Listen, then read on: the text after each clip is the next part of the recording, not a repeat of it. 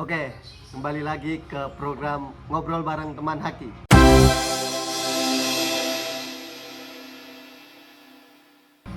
Ya, di sini udah ada Deki. Aku Deki.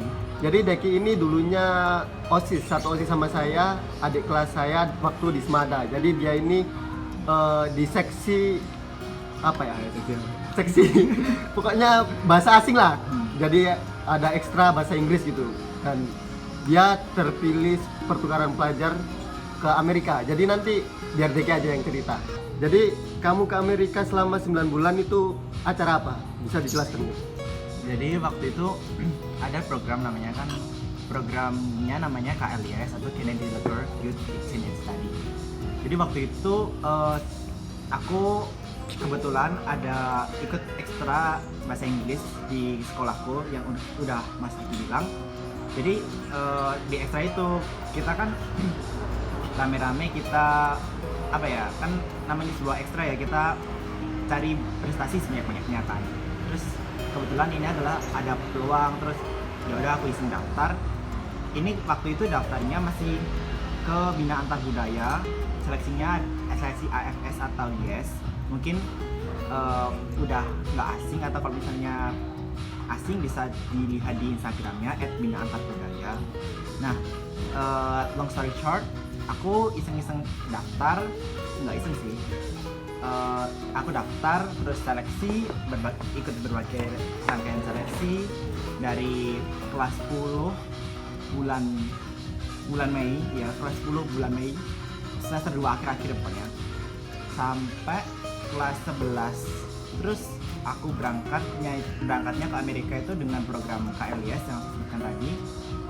Nah, program KLIS ini sebenarnya merupakan program dari Department of State. Jadi programnya dari pemerintah Amerika untuk negara-negara yang memiliki penduduk mayoritas Muslim. Jadi tujuan dari program ini sendiri itu, kenapa sih kok pemerintah Amerika sampai istilahnya buang-buang uang untuk program ini gitu loh? Apa sih tujuannya gitu? Nah, jadi tujuannya itu ini tuh buat membangun jembatan the bridge of understanding, jembatan kesepahaman antara masyarakat Amerika dengan warga Muslim gitu. Nggak harus warga Muslim. Jadi intinya itu kan pasti udah nggak asing kan dengan 9/11 atau 9/11. Nah, itu kan sejak kejadian itu banyak nih yang namanya Islamofobia. Nah, jadi dari pemerintah Amerika sendiri ini ingin membangun jembatan antara warga masyarakat Amerika dengan negara-negara yang mayoritas Muslim. Nah, program ini sendiri itu full ride, semuanya udah ditanggung oleh Department of State. Jadi dari tiket pesawat internasional dan nasional, kalau kan dari Lamongan. Nah, ini dari Surabaya, Juanda ke Jakarta, sama dari Jakarta ke Amerika itu udah ditanggung. Terus visa, terus biaya sekolah, biaya asuransi, terus biaya insidental kalau misalnya terjadi apa-apa, terus biaya tambahan kalau misalnya ikut kegiatan-kegiatan sekolah itu kan biasanya kan harus bayar, ini itu juga sudah ditanggung. Terus termasuk uang saku. Nah, uang sakunya ini setiap anak dapat $125 setiap bulannya, atau kurang lebih 1,6 atau 1,6 sampai 1,8 lah juta rupiah. Terus program ini dilakukan selama 1 tahun pelajaran akademik atau sekitar 9 sampai 10 bulan.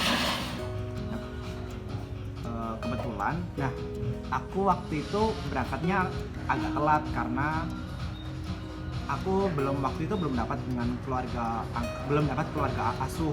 Oh ya, jadi setiap siswa ini bakal disebar. Jadi di satu Indonesia sekitar 79 sampai 80 anak dari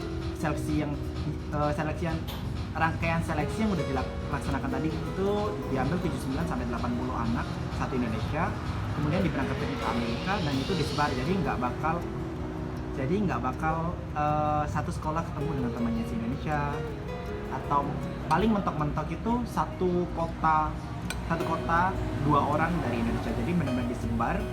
Jadi kalau misalnya sendiri-sendiri itu gimana? Nah, sendiri itu nanti bakal tinggal sama host family namanya, atau keluarga asuh. Nah, host family ini merupakan keluarga asli Amerika sendiri. Jadi kita benar-benar belajar budayanya mereka dengan cara menjadi warga lokal di sana.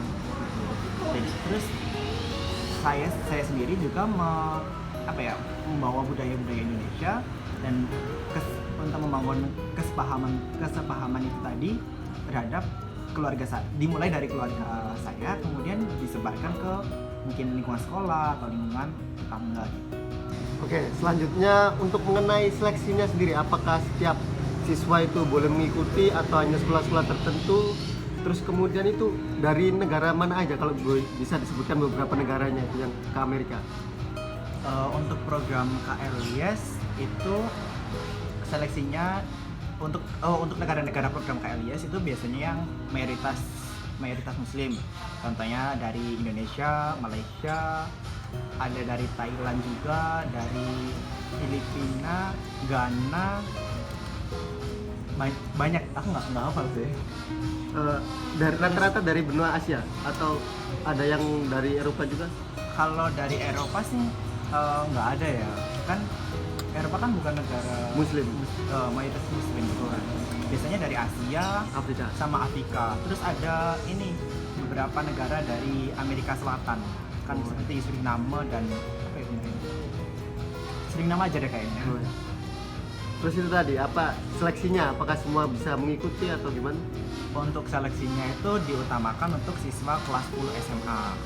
Jadi waktu aku daftar itu semua siswa SMA, SMK, MA itu semuanya bisa. Dikhususkan untuk kelas 10. Biasanya ada kayak rentang waktu lahirnya. Jadi mungkin dari 1 Januari 2000 sampai berapa gitu. Aku lupa rentang waktunya berapa, tapi pokoknya biasanya itu dikhususkan untuk kelas 10. Umur anak-anak usia kelas 10. Nah, untuk tahunku sama tahun ini itu udah beda. Kalau misalnya tahunku daftar itu bareng sama seleksinya AFS. Jadi dulu AFS sama YES itu seleksinya gabung diselenggarakan oleh Bina Antar Budaya atau AFS Indonesia. Nah, kalau mulai dari 2017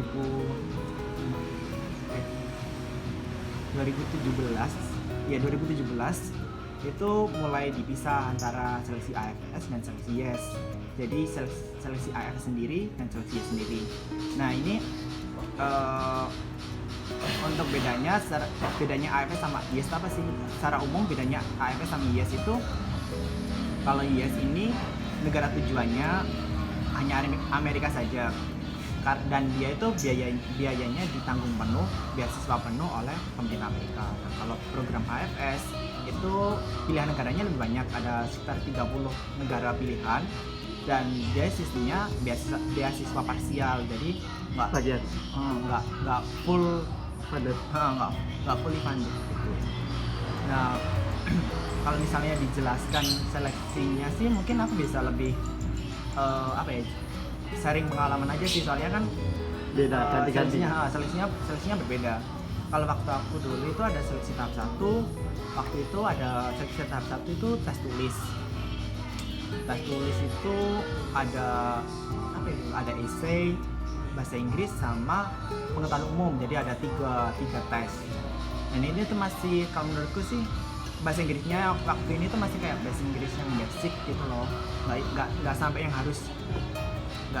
harus pinter bahasa Inggris banget. Kayak bahasa Inggris UN atau tesnya kayak itu TOEFL? Kayak bahasa Inggris UN. Oh, kayak bahasa Inggris UN. Nggak seribet bahasa Inggris TOEFL. Pokoknya buat kemampuan basic aja lah, kemampuan dasar, kalau menandakan kalau kamu ini bisa gitu loh. Dasarnya, fondasinya itu bisa gitu. Terus yang kedua ada wawancara. Seleksi kedua itu ada seleksi wawancara bahasa Inggris dan wawancara bahasa Indonesia. Yang bahasa Inggris ini juga sebenarnya nggak lebih nggak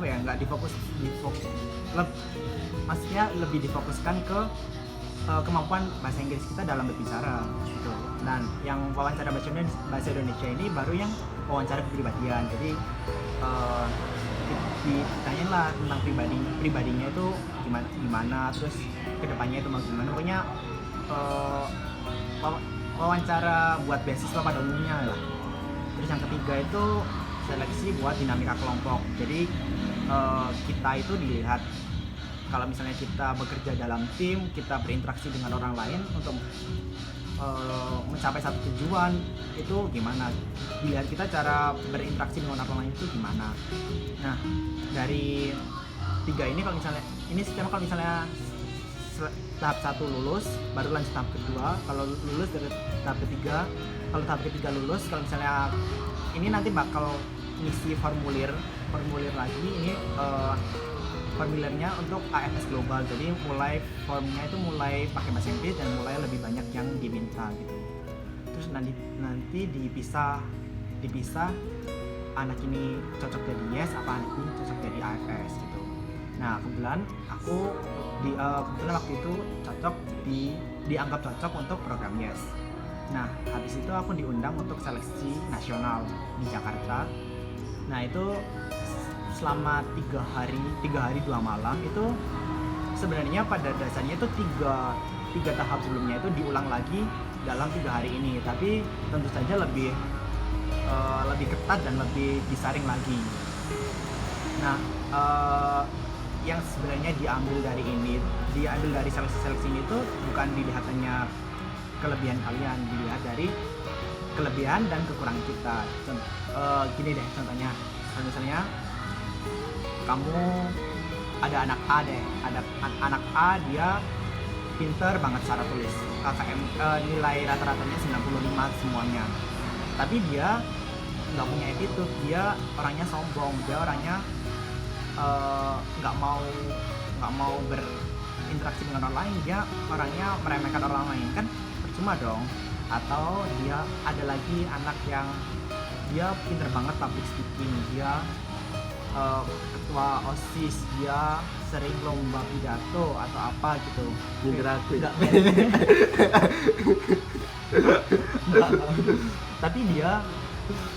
Tapi dia orangnya nggak toleransi, dia merasa kelompok dia lebih tinggi atau gimana gitu.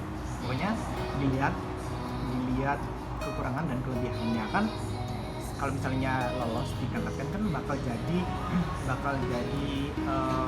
duta bangsa gitu loh.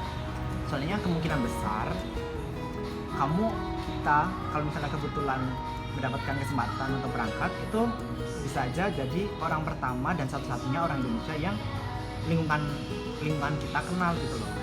Dan kebetulan secara pengalaman saya dan itu memang benar, dan waktu itu saya memang benar-benar orang pertama dan satu-satunya orang Indonesia yang teman-teman aku kenal. Oke, lanjut ke setelah diseleksi lolos keberangkatan. Ini kan keberangkatannya dari mana? Surabaya atau dari Jakarta? Berangkatannya dari Jakarta, tapi kan dari Lamongan ke Surabaya baru ke Jakarta, baru ke Amerika. Oh ya. Ini yang pertama kali ke LN? Iya, baru pertama kali. Ya, biasanya kan kalau pertama kali ke LN itu ada sedikit nervous, ada hal-hal tak terduga lainnya. Mungkin bisa diceritakan kejadian apa aja waktu keberangkatan yang terjadi di situ? Jadi kan aku udah bilang kalau misalnya aku berangkatnya itu telat karena aku waktu itu belum dapat keluarga asuh. Nah, jadi keberangkatannya itu ada 3 tahap. Rombongan pertama itu sekitar Agustus awal-awal, 7 Agustus kalau nggak salah. Terus keberangkatan ini sekitar 40 anak. Terus keberangkatan kedua itu 2 minggu setelahnya. Itu kalau misalnya dari antar jeda ini, kalau misalnya udah dapat keluarga bisa diberangkatkan. Terus keberangkatan terakhir ini harus benar-benar semua anak yang jadi peserta ini harus semuanya diberangkatkan. Jadi emang ini keberangkatan terakhir. Nah waktu itu aku kebetulan jadi rombongan ketiga. Se-Indonesia itu kan ada 79 anak angkatanku yang waktu itu berangkat ke Amerika. Tapi yang keberangkatan ketiga itu cuma 7 anak. Jadi aku dari Surabaya ke Jakartanya tuh sendiri. Terus ya, di Jakarta udah ngumpul bareng teman-temanku 7 anak. Itu kita 7 anak dari Indonesia ke Amerika, itu nggak ada chaperone, nggak ada pendampingnya. Jadi kita benar-benar bertujuh saling menguatkan satu sama lain lah intinya. Nah dari kita itu dibentuklah pimpinan rombongan dan wakil rombongan gitu. Nah pimpinan rombongan itu biasanya cowok, nah wakil rombongannya itu biasanya cewek. Jadi biasanya disebut Batman dan Robin gitu. Nah kebetulan aku waktu itu jadi si Batman. Nah padahal aku sendiri bahasa Inggrisnya nggak jago-jago banget, masih berantakan, dan aku sendiri suka panik gitu loh. Gampang panik kalau misalnya di suatu kondisi yang baru gitu, butuh adaptasi lah. Dan ditambah lagi aku nggak pernah keluar negeri gitu. Jadi waktu berangkat itu ya ada namanya dari divisi sending, divisi yang bagian ngirim siswa-siswa ke luar negeri itu dari Binatang Budaya Nasional itu udah ngasih wejangan A, B, C, D sampai banyak banget. Itu benar-benar aku catat di HP, terus aku catat lagi di note. Jadi waktu itu setiap anak itu dikasih kayak name tag gitu. Nah name tag itu isinya ada nama dan lain-lain, termasuk emergency contact. Terus paspor juga masuk situ, boarding pass masuk situ, terus termasuk note. Nah note itu aku masukin situ. Jadi di HP aku ada catatan buat semua wejangan-wejangan dari kakak-kakak relawan. Terus juga dari aku pindah lagi di note tulis tangan. Jadi biar aku benar-benar paham, biar aku benar-benar tahu gitu loh. Waktu berangkat aku waktu itu pakai boleh nyebut nama airline enggak?